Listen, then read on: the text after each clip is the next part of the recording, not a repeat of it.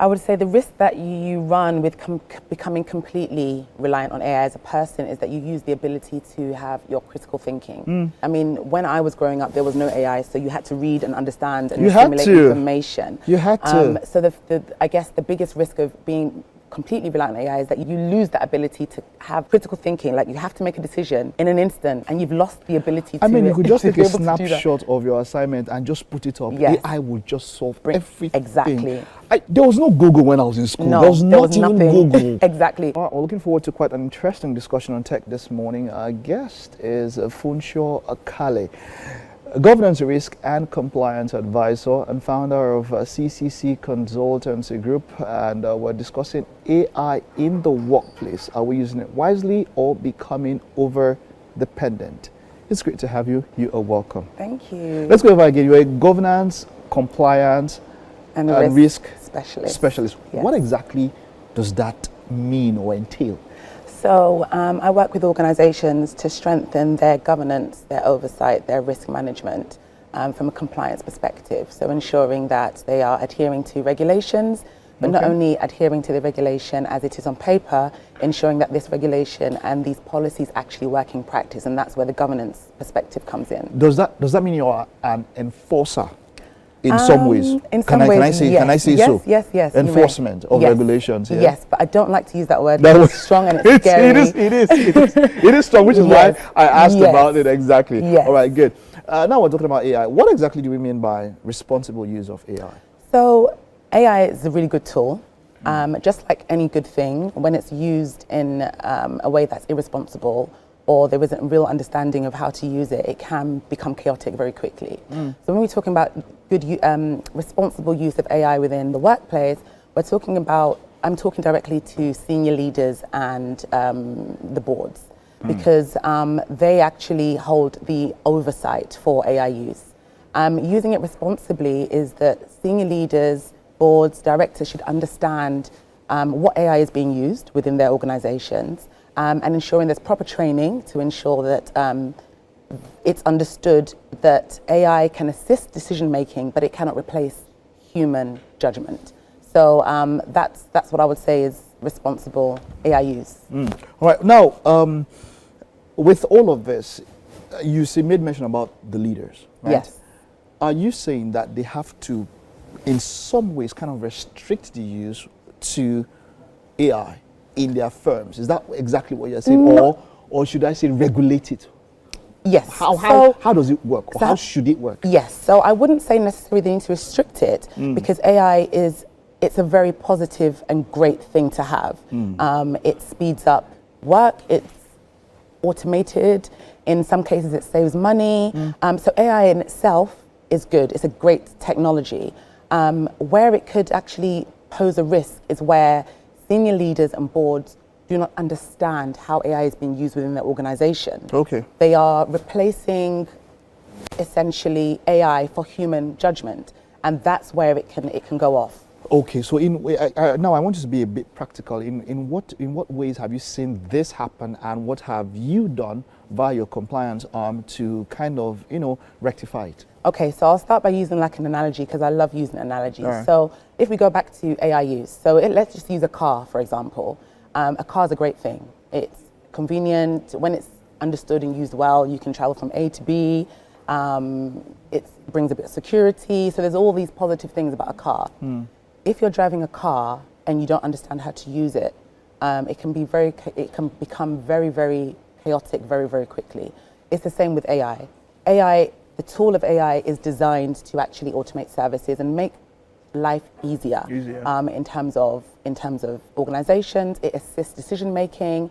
So when we are looking at examples of AI being used irresponsibly, we're talking about things like lack of human oversight. So you go into your AI system, you maybe ask it a question, and then you send it out to a client, for example, or you're uploading confidential information into the AI system, for example. Because you want it to generate something for you, so you're giving it something. Exactly. So when you are generating all of these AI or using all these AI tools, but there's no human in the background to question, is this right? is this right from an integrity point of view? Is this right? Is this actually technically right based on what our organizations are doing? When there is nobody questioning or verifying the source of the AI, that's when it becomes high risk, and that's what we're seeing in certain organizations that are actually being called out for this lack of responsibility when using AI. And now there's something in the AI world which we will call prompt engineering. That means knowing what to ask AI and all of that. Now you mentioned about giving it sensitive information.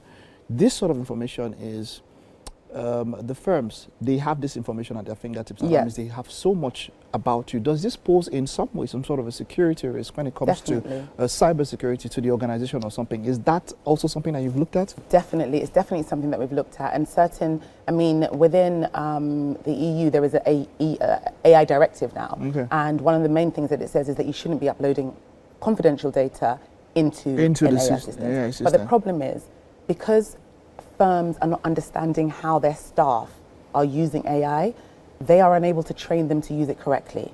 So there's this kind of gap, and this is where kind of I come in to give this kind of governance advice, because the issue is not the use of AI. The issue is the fact that people don't know how you're using it. They don't even know who's using the AI.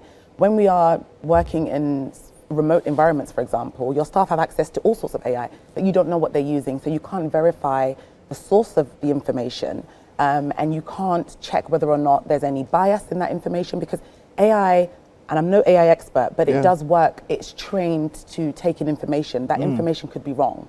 So in terms of there just needs to be sufficient oversight and control over the AI that you're using. So not necessarily that AI is a bad thing and it shouldn't be used, but leaders need to understand how it's being used in order to manage it properly. Practically, what have you done in a situation where people don't know how to use it? You mentioned leaders. Now, leaders have to find a way to pass down information to their subordinates. Yes. Practically, what have you done?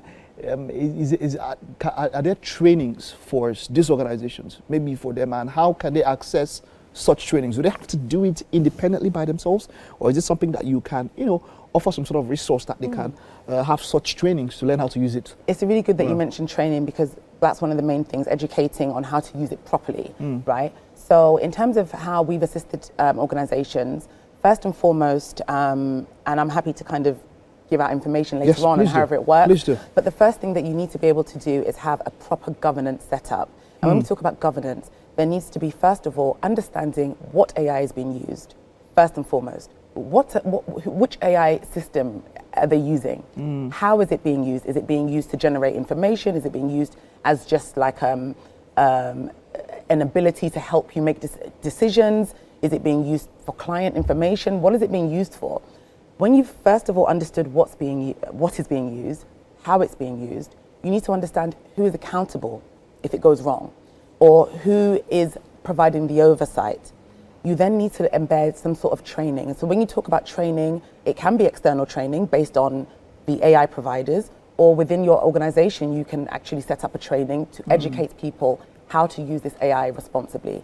If not, you run the risk of serious consequences. And one of it is, I know some operations that are fully built around AI in such a way that AI is basically running the business. Yes. As it were. Yes. And in those particular scenarios, I know you don't like to talk about enforcement or all of that, but what can you do, or what do you do in such a scenario where you know that there's that sort of risk and maybe they don't understand? Is there any sort of something that you do that will make them, hey, clamp down or something? Just that part I don't want to talk about. What can be done? So some sort of, to act as some sort of a deterrent to people who want to maybe put the whole of everything. Because I just want to mention something, recently I think I saw that from beginning of this year, YouTube started clamping down on AI faceless channels because they call it low effort. They find out that people come and AI will write the script, will do the voiceover, will generate the videos, and then they just put it up together. And then they said, oh, look, this is going too far.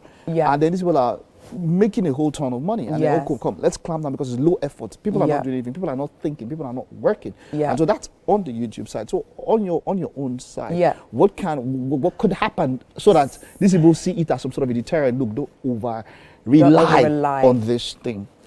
So first and foremost, like I said, AI is not a bad thing, right? So I wouldn't necessarily say there needs to be any kind of clamping down, right? the reason why you're having, in situations like you mentioned on YouTube where they're clamping down, is because they're realizing that AI is not being used with integrity. So they're using it in a way that is irresponsible. So my issue is not that you have your AI built on, your company built on AI. Mine is that you have the right understanding what you're using, ensuring there's no customer bias or customer detriment to what you're doing. It's used with integrity and it's used ethically. And those things are a cultural change. So these are the types of conversations and training that would be going on in organizations where you're teaching your staff or whoever it is, or these founders that are starting up these AI businesses, is that it needs to be built ethically. There shouldn't be any kind of dishonest use. And that's where you're seeing the clamping down on people that are using it dishonestly. All right. I just want to wrap up with this. Let me go on a personal level to somebody out there, because not everybody can run a corporation. So on a personal level, how can you use it ethically?